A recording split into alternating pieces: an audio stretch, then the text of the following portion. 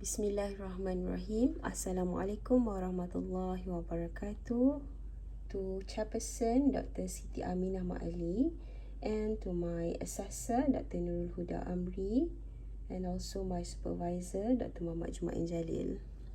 My name is Siti Mariam binti Abdul Rahman, currently in semester 2, and today I would like to present about the hydrostearic acid DHSA production by hydrolysis epoxidized oleic acid catalyzed by Amberlite IR 120.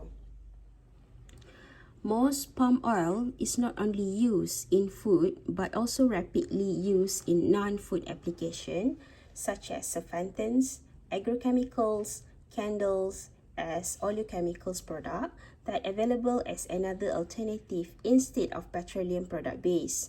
And as we know, epoxidation acts as a green precursor, and while the DHSA is derived from the epoxidation followed by hydrolysis of epoxide.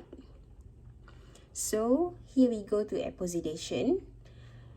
As we know, hydrogen peroxide plus formic acid and become performic acid plus water, and oleic acid plus performic acid has become epoxidized palm oil plus formic acid, and epoxidized palm oil plus water, it's become hydrolysis, hydroxy acid, or we call it DHSA.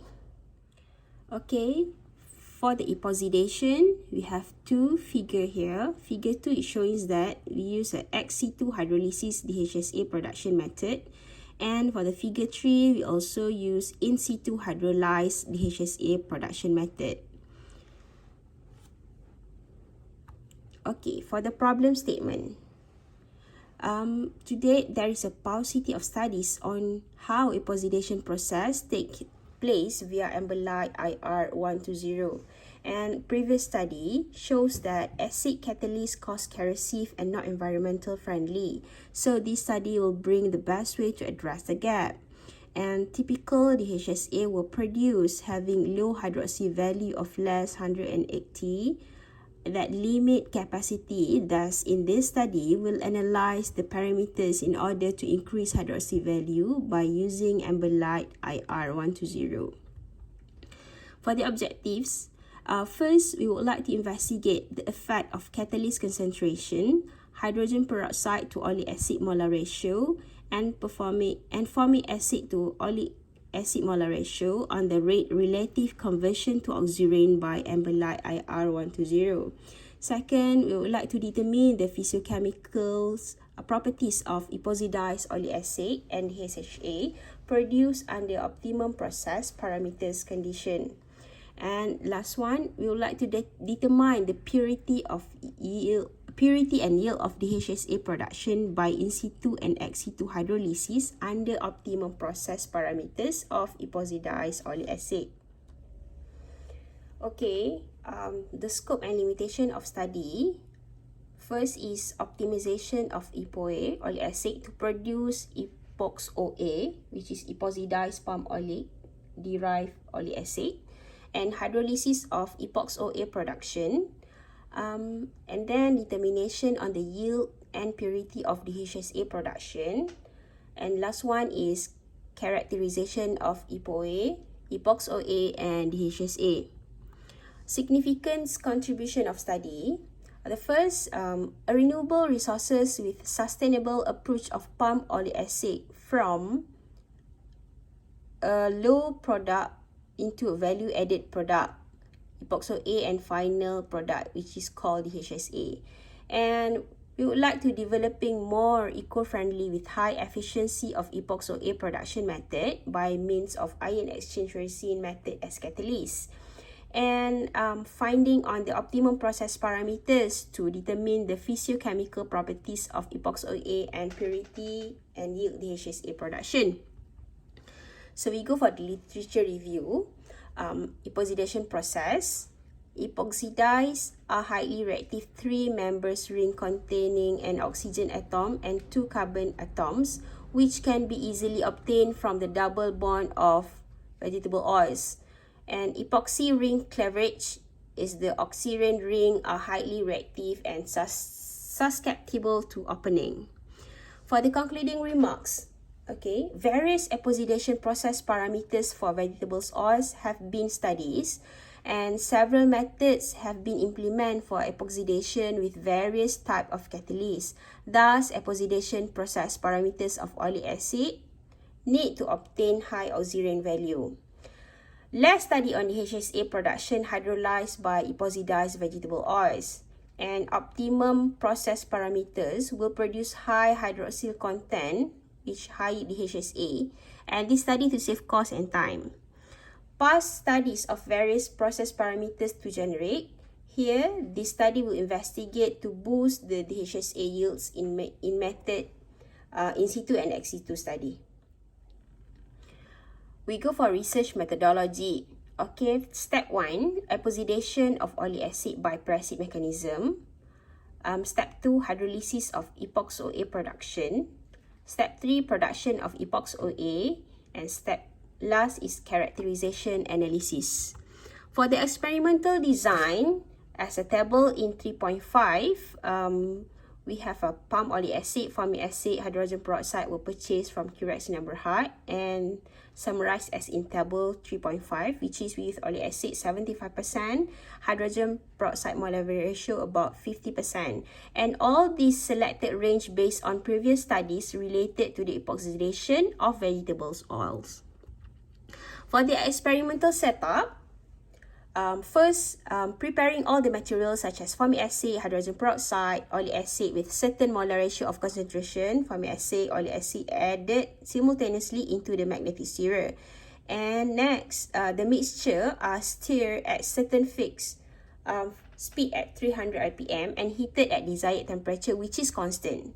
And the sample is being taken every 10 minutes with an addition of few drops of crystal violet and 10 ml acetic acid for titration to determine the optimum epoxidation occur in the experiment.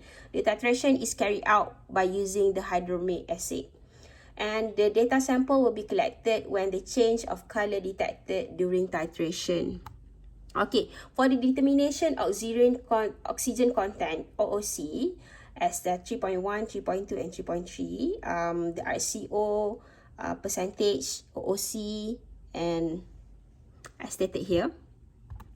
So next, for the NMR spectroscopy. As we know that NMR spectroscopy is analytical method which is primarily used for determining the chemical molecular structure of a compound in both quantitative and qualitative on the composition of a sample. And for the FER spectroscopy, it is a useful method to identify the organic and inorganic compound present in the test sample. So in this study, the functional group of the sample were identified using FEIR spectrometers. And for the iodine value, the most common method used to measure the degree of unsaturated of fats and oil in this test. In this study, was developed by the MPOB, was used to determine the iodine value of crude palm oil based on oleic acid. So we go for data analysis. As we show in figure 1, shows that the effect of concentration on Amberlite IR 120 on RCO.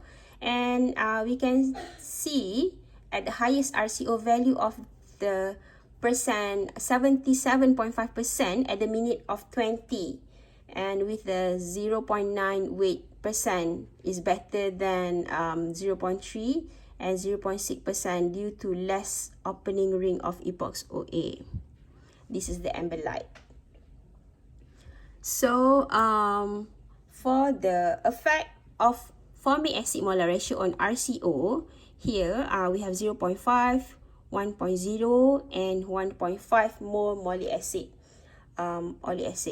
So, shows that the effect of formic acid molar ratio on the rate of oleic acid epoxidation with respectively to the RCO, and it can be seen at the highest RCO at 84.5% at the minutes of 20 reaction time when FA molar ratio 1.0 and the lowest RCO 63% by minutes 30 when FA molar ratio 0.5.